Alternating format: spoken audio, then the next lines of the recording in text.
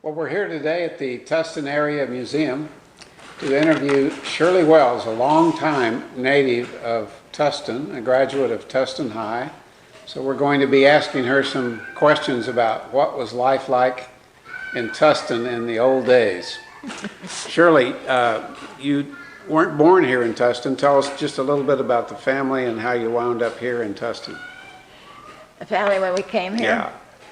Well, my grandfather still lived with us at that time. We came out in a Model A Ford pulling a 1,700-pound homemade trailer of everything we were keeping from our sale of the farm. And we came over the sand road on the chains with that outfit and actually made it and didn't dump everything in the sand. Took us 4 hours to do whatever length of time it was. Scared us to death. We thought, oh my heavens, if this is the way our lives are going to be, we're in trouble. And being greenhorns and not at all sophisticated, let's say, it was a culture shock, of course. And so when I went to school, I tried to sort of stay in the background and just observe how people acted and talked and did things and try to learn my way in, you know. Now you came here in the 5th grade? I came here as in 5th grade. 5th grade.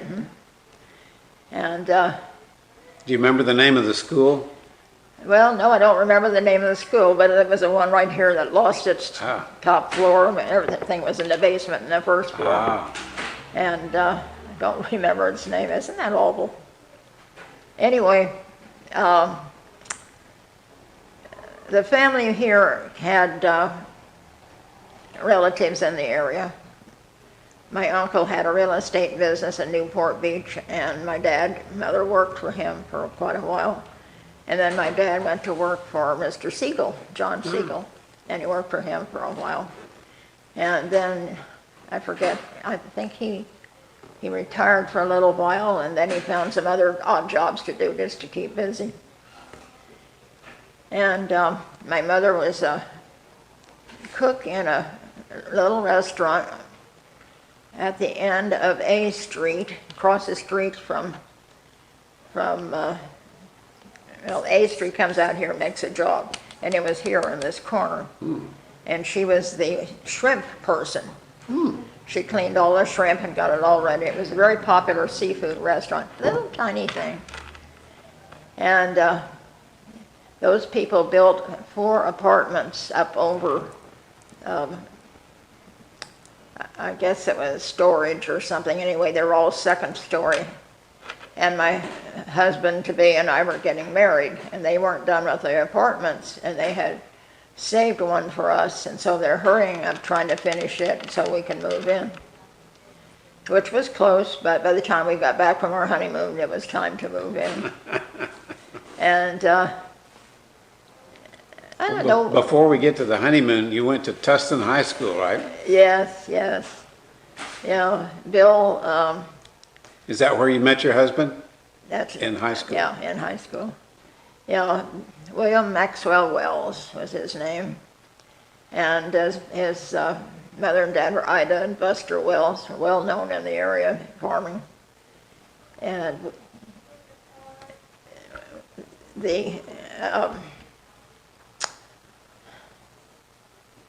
I lost my train of thought here. At the time we were getting married, my folks had not met the Wellses. My mother and dad didn't see any need for it. You know, it's your decision, you know. I said, yes, but you should really meet them. Well, okay, so we had them for dinner. And my mother, who was not a cook, was in trouble, so I said, I'll take care of the dinner, because I was learning from my grandfather, who was a cook.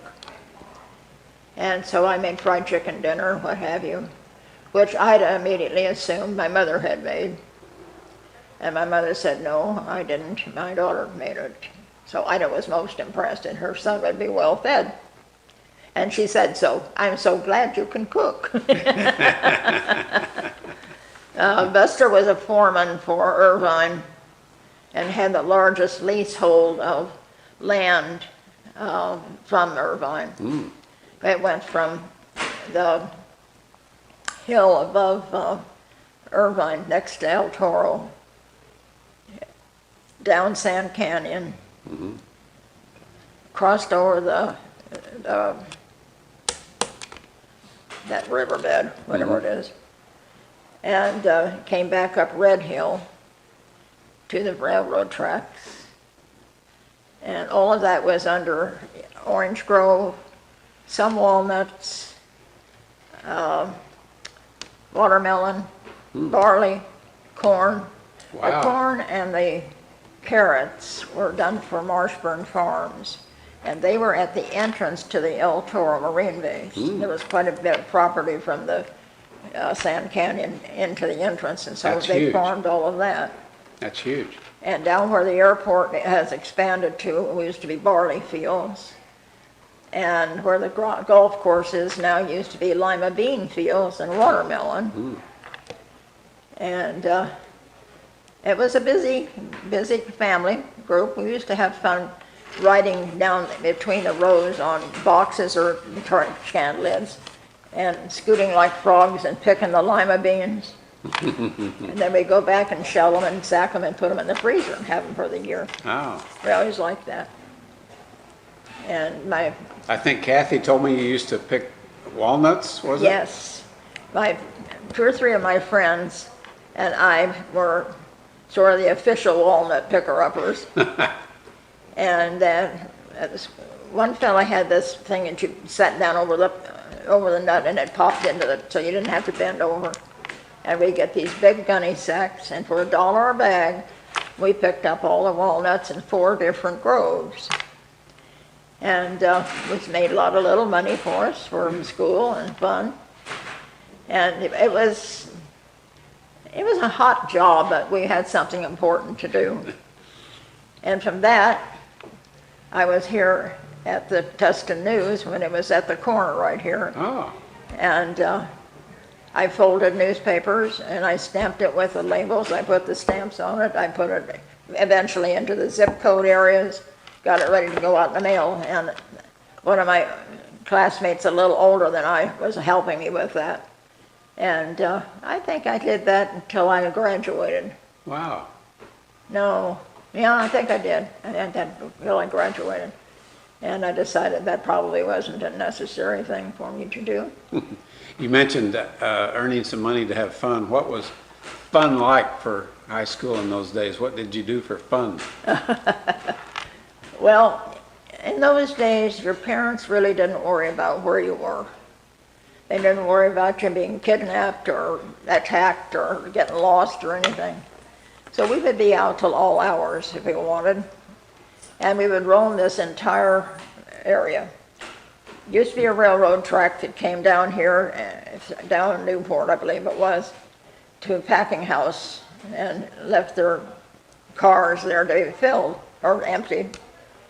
And we would get in and out of those and play in those. And one night, a few of us got locked in. Somebody pulled the door shut and we didn't know how to open it. We found ourselves in El Monte. The next day, everybody was up in arms. Where were we? We did Halloween stunts, some unmentionable ones, and just generally caroused around and ate ice cream. Cars were important in those days. You drove around in your cars, right? Well, we had cars. I drove about Model A to school. That was a big hit. And by the time I was a senior, I had enough points to graduate, so I didn't have to be in every class. So those of us that had that privilege would pile into my car, and we'd go out to Peters Canyon Lake and have picnic and play guitar and sing and carry on out there. Oh, that's great. And there used to be gazebo on the property where the school is. That was sort of known as the lover's knot. As soon as it was dark, there would be a couple in there, cuddling and cooing. They'd leave and somebody else would go in. And they tried to be secret, not let anybody know it was them, you know, so they wait till it was really dark. And some of them dress up a little bit differently, you know. But we generally just had fun being with each other. Was there a hangout, a place where everybody went to get Cokes and stuff? A hangout place where everybody gathered to? Yeah, that was Mary's across the street from the back of the high school. Mary was quite a person. We could go out of the back of the school and run across the street, go in the back door, and she would feed us when we were supposed to be somewhere else. And we'd go back out and run back out and go back where we were supposed to go. And this one time we went, Mr. Northrop had beat us. And he advised us that probably that wasn't a good idea for us to do that, and told Mary to keep the door locked until the school's over. I don't think she did, but she was a good old heart. She used to really knock herself out for all of us, you know. Now, what did you do after you graduated from Tustin High? What did you do next? Raise kids. I had a few jobs and things that kept me busy. My husband was with the Edison Company at that time, and we moved to Huntington Beach. And I had my older two at that time. And but I drove back from Huntington Beach to Santa Ana to the Miller Iron Works, where I was the office manager. That was very interesting because we actually were milling the big O-rings, the Teflon O-rings for the first rocket to leave here. Oh, wow. And it took days and months to do it. It's just a millionth of an inch at a time. And if they got a nick in it, they had to crack and put in another one. Wow. So there was a 24-hour watch on those things, and they were huge. Then I worked for them for a while. I had played with the Miller Iron Works. Some of the girls had a baseball team here, too. And that was fun. What else did I do after I got out of school? Well, I stayed into classes that I wanted. My folks didn't have the money to send me to college, and with the two kids at home, it was not good for me to try to leave and go to college on a full-time basis. So I took several years to take the classes that I want, and I got the degrees I needed eventually. Where did you take those classes? Where? Where? Santa Ana College and Fullerton. Oh. Fullerton JC. The other school wasn't built yet. I never went to a university, actually. But I got into a master's program and got my archaeology and anthropology degrees, Wow. which is what I wanted to do eventually. And I got surprised by my health, saying, well, that's not for you. You can't do that. You have arthritis. So I've never dug anything. And I had wanted to go on But that's what your interest was. Yeah, that's right. But we had a lot of fun. We traveled, took the kids just as many places as we possibly could to expose them to everything we could expose them to. And they liked traveling. And we developed a barbershop quartet type of thing in the car, so that when we drove for long distances, we would learn new songs in harmony. And my youngest son, Kirk, has this very deep voice. And he would be the one who went boom, boom, boom, or whatever the accent was. And we performed at the church for one event. And he came Which on. church? Tustin Presbyterian. Presbyterian. He came on really very loud with his boom. Brought the house down. And we also used him for a guide into the diamond mine in Arkansas. He went with the leader, because we had to do like a frog walk in there. It was so low. And he would say, watch your head, watch your head. Now the barbershop quartet was all your family, right? All the family, yeah. Oh, the whole family. Yeah, we kind of didn't keep that up. It got scattered around, and the kids were off to college and other places, and we never got that back together. But it was a lot of fun, and certainly was something to keep everybody busy in the car. You know, my grandfather really appreciated it. He wanted to be a bass in a quartet so badly that he couldn't sing. So he just had to listen. Now, when you found out that you couldn't get into archaeology, what did you decide for a career? What did you do? Well, I've had a number of jobs that I wanted to find out about and do. I'm a very adventurous person, very nosy person. I want to know what goes on at the end of the road, what's behind that gate, you know, sort of thing. So some of my jobs were in that vein, that I was either learning how something was made and learning to make it and working the job for a while.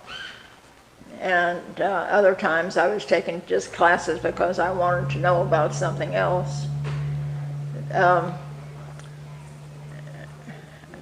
There's a couple of jobs I can't tell you about, but I did have some very influential jobs and handled a lot of money, did a lot of bookkeeping, a lot of keeping track of things for people.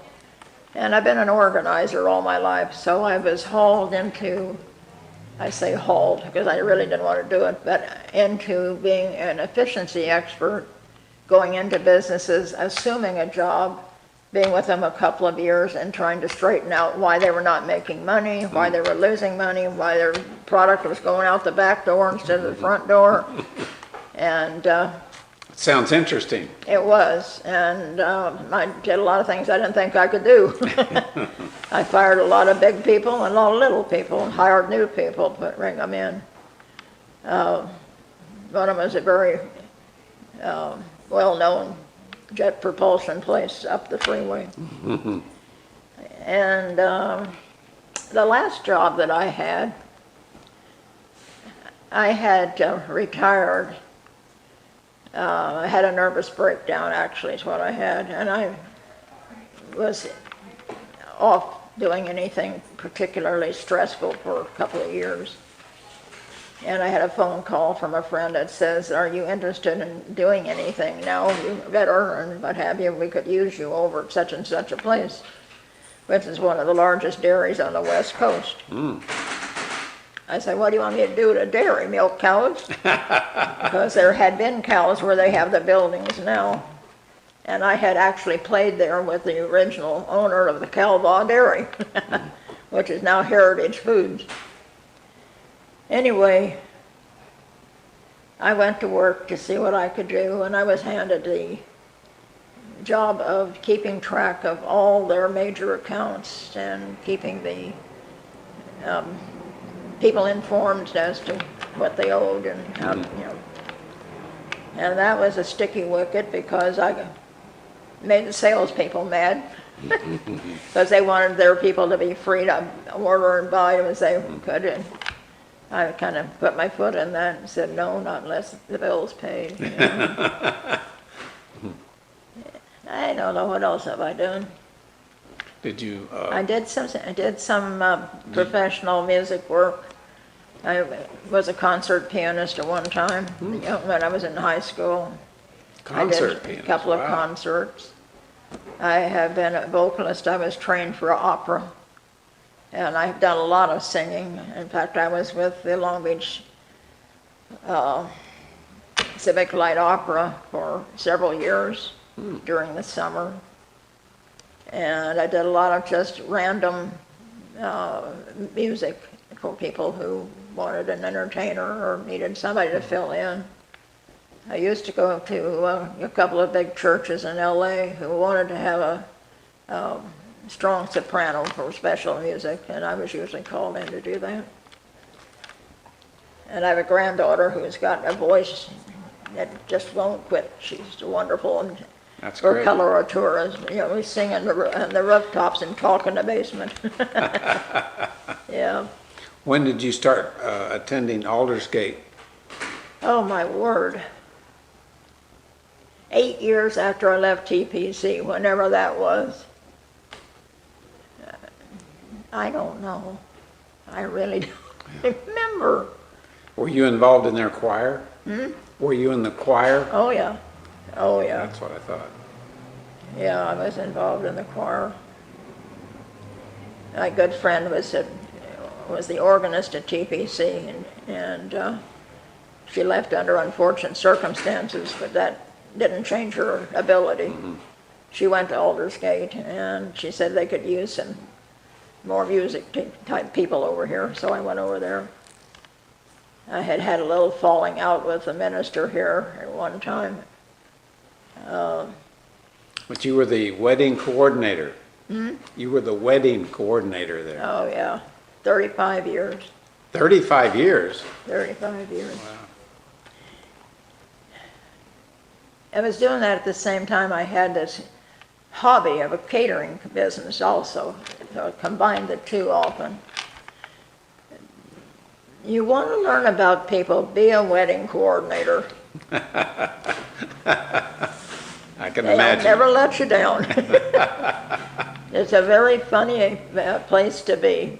You're a peacemaker, you're a organizer, you got to be a sergeant at arms, you know. But I wouldn't trade it for a minute. I had Minnie and Mickey Mouse from Disneyland, the little people, and their attendants were also little people. I had them one time. I had USC's quarterback and the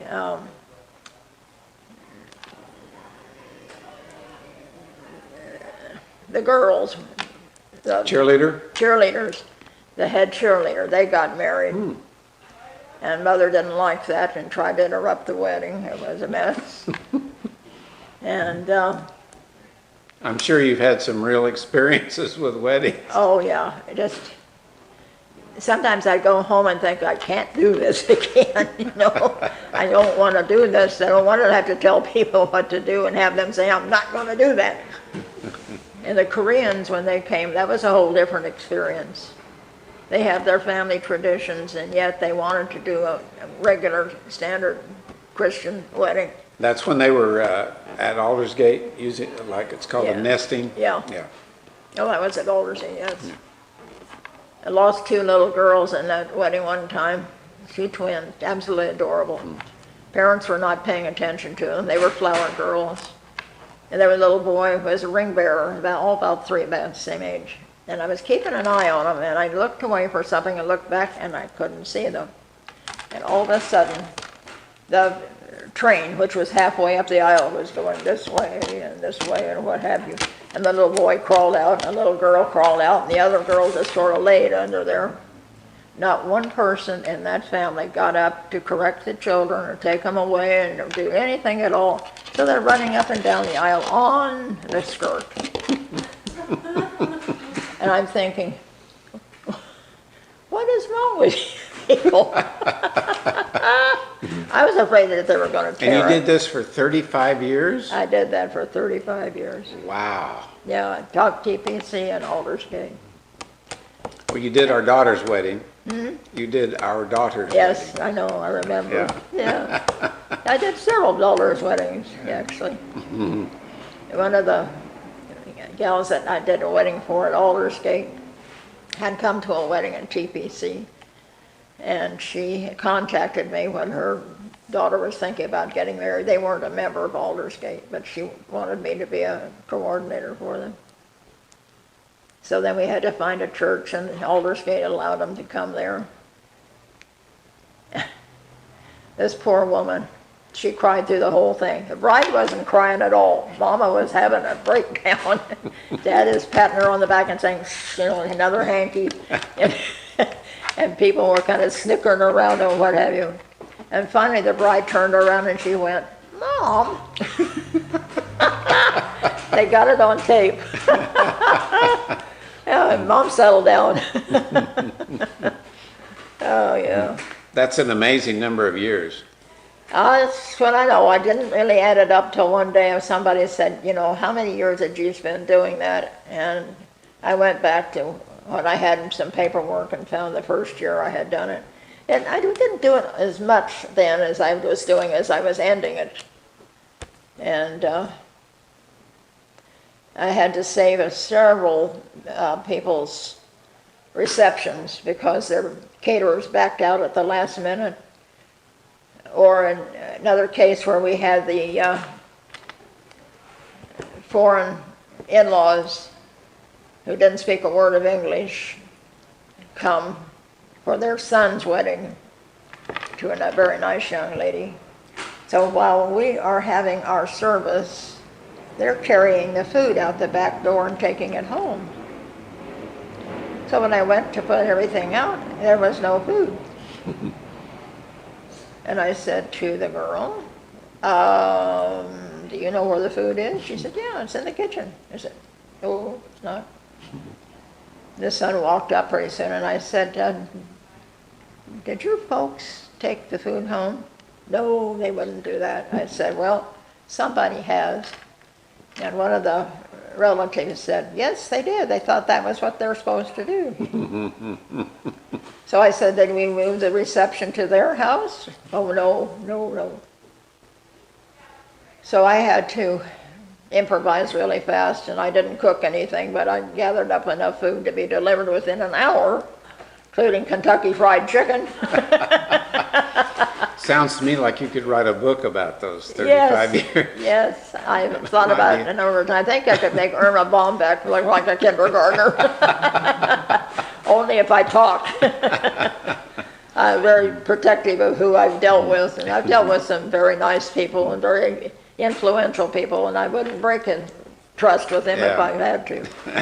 But You'd have to use anonymous names. Yeah. Mr. and Mrs. what's their names? Yeah. Now, were you involved in any organizations, any charities or anything like that? No, I'm not a joiner. I never was a woman to run next door with a cup of coffee and sit and gab all day long, nor invite anybody else in. You're too active. Yeah, I had too many things to do, and it seemed to me to be a terrible waste of your life to sit around drinking coffee and talking about people. So no, I didn't join anything at all. And tell us a little bit about your grandchildren. How many do you have? Grandchildren? I have 9 grandchildren. 9. And I have 13 great-grandchildren. Wow. 13. Yeah. That's amazing. Yeah, they're up and coming. I have a 47-year-old and I have a 6-month-old and all in between. We have birthdays every weekend, I think, or something going on. But they're absolutely adorable. I have one of the last sets born was just turned 1 a week ago, boy and a girl, and they were an in vitro. They are absolutely adorable. They're identical in most ways. A couple of different things are not the same, but they're so close. And they are into everything. But it's very interesting to me to think about my kids at this age and what they were doing or what they could do. And they could probably have done more if I'd known that I could let them do it. But, you know, these twins are climbing out of their crib at 1 year old. They're taking toys and socking each other at 1 year old too. Yeah. Now, do they live far away or are they close? Do they live far away or are they close? All my children live in Orange County. Orange County, all of them? All of them. Now, that's amazing. Yes. That never happens. I know. Yeah, I have a blended family, and they're all just adorable. That's very rare. Kids usually leave and go somewhere else when they go to college. They're all cute as can be, and they're all just as feisty, but they love each other. I have a cute picture of the twins hugging and kissing by a piano leg, and another one where one of them is with another child hugging and kissing. And they always go around and say goodbye, you know. But Now, do you still play the piano? No, not with these hands. You mentioned I do arthritis. well to but pick up the fork. You mentioned arthritis. You've had it for a number of years. I have a head to foot arthritis problem that really, I don't know why I have as bad a case as I do, because I'm not going to give in to it. I still do what I want to do, even though it may hurt. I still move as fast as I can. I still get as involved as I want to get involved. I'm not sitting down and waiting for Arthur to come every morning, you know. And I try to take as few pain pills as possible and just to deal with it. But I've done that all my life. It got me in my health problems is the problem, though. I did not take care of me.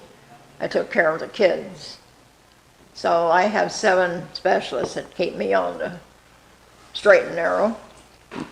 And if it's some kind of a disease or a condition, I probably have it, you know. I feel like I have more on my back than anybody else, and I know that's not true. But it can get you, make you wish you were not so old, I guess, you know. I tell everybody, don't get old, it ain't worth it. Just a minute. Well, because of your age, we've enjoyed hearing what Tustin was like all those years ago. What Tustin was like. Oh, my heavens. But you saw the 5 freeway put in and This little 55 town freeway. was a little town. Used to be a bank right there. Mr. Vance lived down 2 blocks down, and he drove his horse and buggy every morning to the bank and tied it up in the back. Horse and buggy. Amazing. Yeah. But what's more amazing, and I don't know if this is true, but it's been a rumor for years, that the seniors of one of the classes figured out how to put the horse and the carriage on the roof. There was a pulley system back there. For some reason, it was a heavy-duty one. They pulled that horse up there and put it on the roof. Amazing. Of course, there was a lot of other things going on, too, but that, I think, was... You mentioned some Halloween tricks. Yeah, we... The 5 freeway had a big impact on Tustin. The 5 freeway had a big impact on Tustin. Oh, yeah, tremendous. This used to be 101 here. Yeah. And that was a mess. You know, they called this strip out here Slaughter Alley, going back to El Toro. They'd get drunk in here or wherever they are and wind up going clear out into the gum road, running into the trees. And it was a broad distance, almost a highway distance between the road and the trees. But they'd get them every time. A lot of them lost their lives that way. A lot of wrecks, a lot of people get hit. And the fog used to be so bad you couldn't see the front of your car. In fact, my husband and I backed into a patrolman one night trying to find Red Hill, because we lived off of Red Hill.